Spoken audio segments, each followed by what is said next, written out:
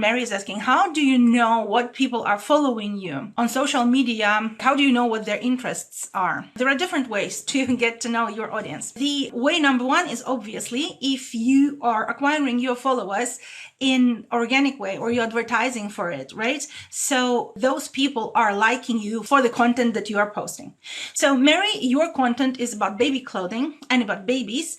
Women following you, they will be having children, little children, and they would like children clothing. This is why they would follow you. If you have your followers already and you would love to know what kind of interest do they have besides the children clothing, this is when you go and analyze your followers in multiple ways. One of the ways, certainly in the very beginning, is to get to know them personally, so to speak. What I do is I go to my followers' accounts and I really see what do they post, so I get to know them. I recommend to do that. Anyway, at a certain point in time, when you have thousands of followers, you will not have time for that, of course. But in the very beginning, when you are building up your following, this is the must. If you have a huge amount of followers and you have email addresses of all of them, you can analyze them in a different way. Say, for example, you can upload all your followers with their emails into the Facebook and create a custom audience. And then you can analyze this custom audience with the function which is called Audience Insights. If you do not have enough followers to analyze them this way, you can run